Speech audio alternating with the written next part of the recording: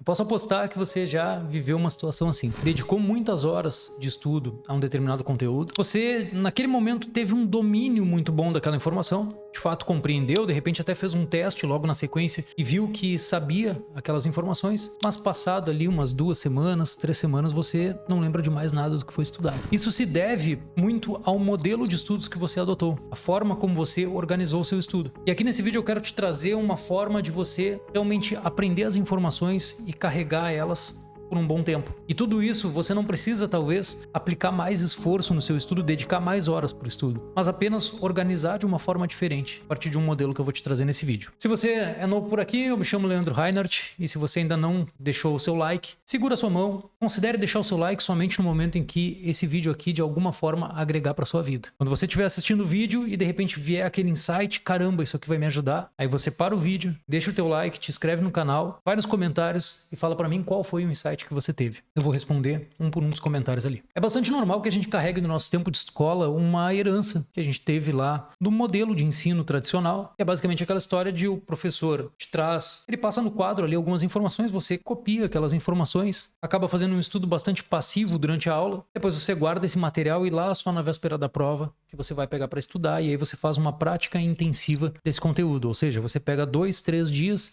e fica martelando aquele conteúdo várias vezes ali, até chegar o dia da prova, conseguir tirar uma nota satisfatória, mas posteriormente esquecer praticamente tudo aquilo que foi estudado. Esse é o modelo que a gente carrega do nosso sistema de ensino, o que é normal, exceto pessoas que vivam uma realidade um pouco diferente, que estudem em uma escola mais estruturada e que utilize uma metodologia diferente. Regra geral, a metodologia do brasileiro é essa. Qual é o prejuízo que a gente tem aqui? A gente acostuma, ao longo de toda a nossa vida, a estudar informações apenas por curto prazo. E não que esse seja um modelo errado, mas quando você se depara com uma situação de, por exemplo, concurso público, quando você chega na fase do vestibular, de repente você cursa uma faculdade, e vamos dar um exemplo, uma faculdade de medicina, em que você vai precisar aprender coisas no primeiro semestre, e lá depois que você já tiver formado, você vai precisar lembrar dessas informações, talvez esse não seja o modelo ideal, porque você vai acabar desperdiçando muito e precisando reestudar, ou seja, você tem um retrabalho aqui. Mas existe sim um modelo que a gente pode inverter essa lógica, fazer com que você estude o conteúdo e, com base em uma boa organização, consiga carregar essas informações por um longo período de tempo. E aí eu tô falando... Deixa eu passar para a tela aqui com vocês. Quando a gente confronta esses dois modelos, estamos falando da prática intensiva, que é o caso do primeiro modelo que eu citei, e também a gente tem a repetição espaçada, como esse segundo modelo e que a gente pode considerar o ideal para fins de memorização de longo prazo. Então, nós temos aqui repetição espaçada e prática intensiva. Tentando representar esses dois modelos, imagina o seguinte, ó. Aqui a gente está falando da prática intensiva. Imagina que isso aqui é um grande bloco do seu estudo, em que você ficou 10 horas dedicando a um determinado conteúdo.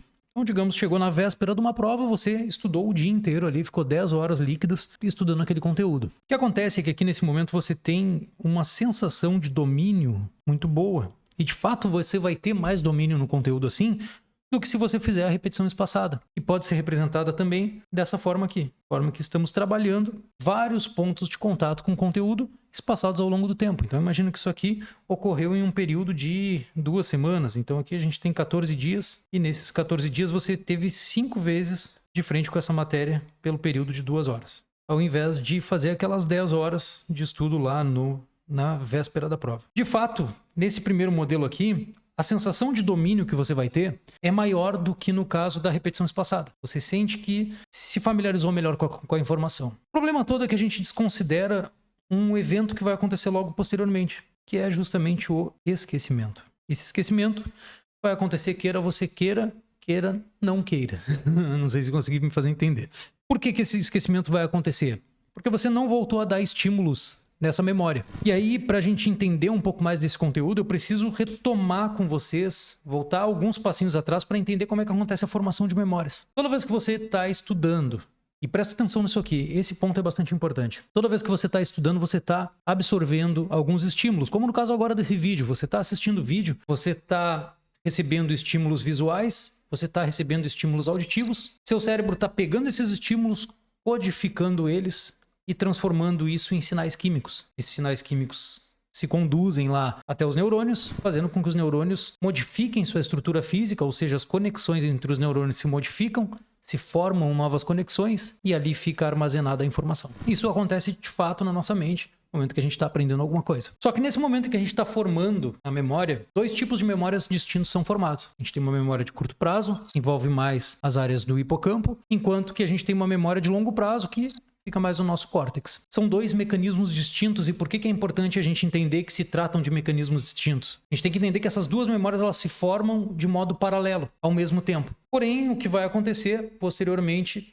é bastante relevante. Uma memória de curto prazo, ela inevitavelmente vai se perder. Já uma memória de longo prazo, que nesse primeiro momento ainda nem sequer pode ser denominado uma memória de fato, mas sim um vestígio de memória, porque é apenas um resquíciozinho ali. É algo que facilmente pode se desfazer. Então você precisa criar novos estímulos, você precisa estimular mais algumas vezes essa memória para que ela cada vez se torne mais forte, cada vez a comunicação entre aqueles neurônios seja mais potencializada, até que chega um ponto que aquilo ali está enraizado no seu cérebro, você não esquece mais daquela informação. Mas para isso você precisou ter alguns pontos de contato com esse conteúdo, você precisa repetir essa informação. Tá ficando claro até aqui? Beleza. No momento que você formou essas duas memórias, imagina aqui que a gente está falando, vou trocar a cor, imagina que a gente está falando aqui de repetição espaçada. Você teve esse primeiro bloco de estudo do conteúdo de 2 horas, e aqui você formou duas memórias distintas.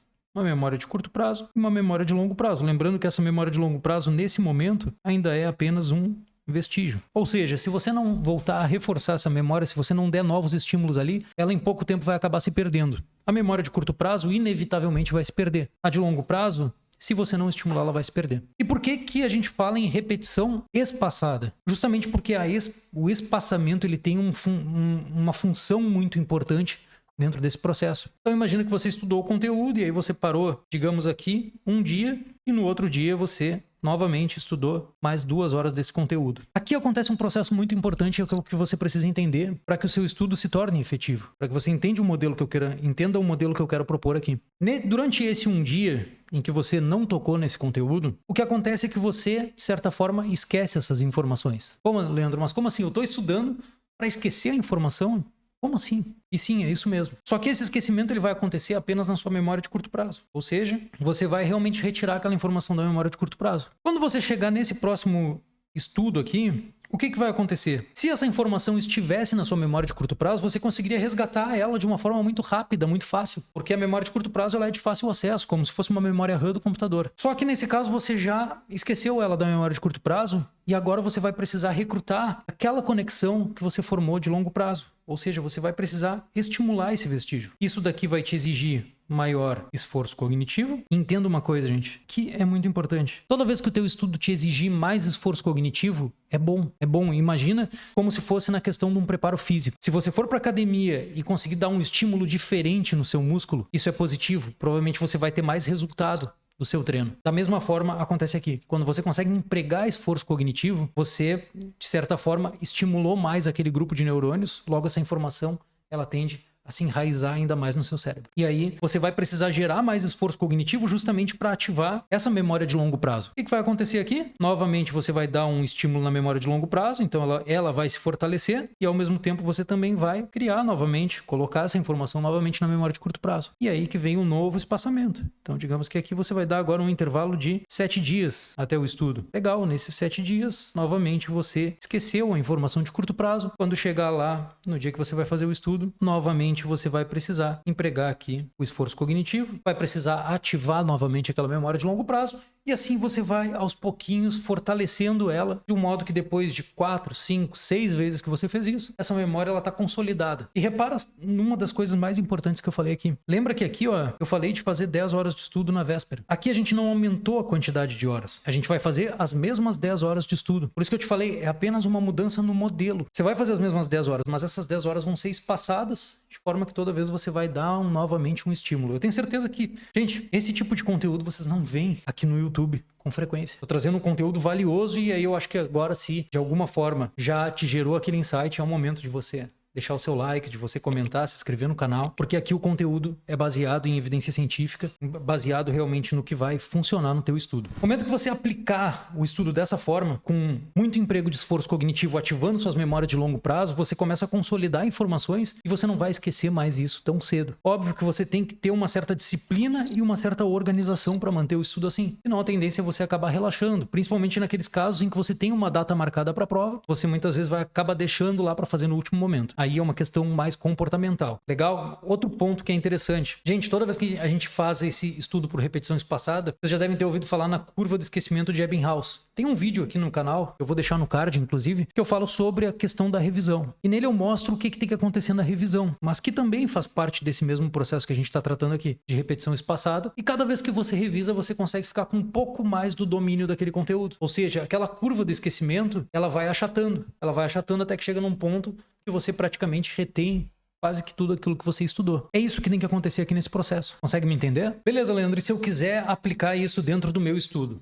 Bom, o primeiro passo, bastante óbvio, é esse, que você espace o seu estudo, programe horas. Pensa na seguinte questão: se você faz 10 horas de estudo de um conteúdo no dia, talvez você não vá conseguir revisar aqueles conteúdos que você viu para trás, você não vai conseguir praticar aqueles conteúdos que você estudou em dias anteriores. Você vai acabar ficando só em cima de um conteúdo. Às vezes o aluno me procura na mentoria e me relata justamente isso: Leandro, eu sinto que eu tenho mais domínio dos conteúdos quando eu faço um estudo de apenas um conteúdo por dia. Eu pego minhas 3, 4 horas de estudo por dia e eu dedico apenas a uma matéria. E sim, a sensação de domínio que você vai ter é maior. Porém, você não percebe o esquecimento que acontece. O esquecimento é silencioso. Você não vai perceber. E você vai perder aquela informação. Justamente porque se você estuda 3, 4 horas por dia de um assunto, não te sobra tempo para ver aquilo que você viu no dia anterior. Então, o primeiro passo é você montar uma organização. E aí, essa organização necessariamente precisa passar por teoria, por questões do conteúdo, e aí é um ponto mais estrutural. A gente precisa trabalhar com a prática e revisões. A gente pode agregar outros pontos aqui, mas o principal é isso, que você passe por teoria, questões e revisão. E eu defendo uma coisa: vocês talvez encontrem posicionamentos diferentes do meu aqui, mas eu defendo que você faça questões antes de fazer a revisão. Por quê? No momento que você fizer essas questões aqui, você cria um foco em relação àquilo que é lacuna no seu conhecimento. Ou seja, você estudou primeiramente esse conteúdo. Quando você vai para as questões, você percebe: opa, isso aqui eu não estou lembrando, não estou sabendo responder essa pergunta. Porém, você vai ter uma revisão no dia seguinte,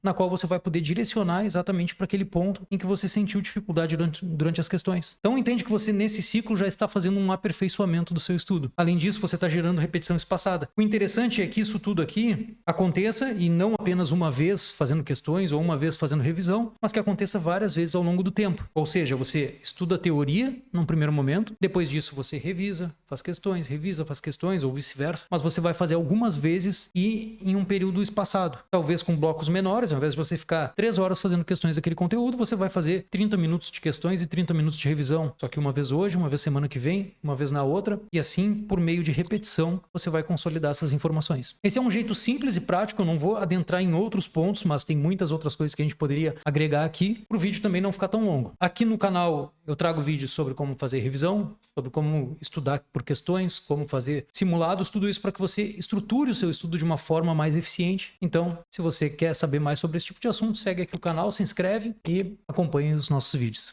Tamo junto, grande abraço, até uma próxima.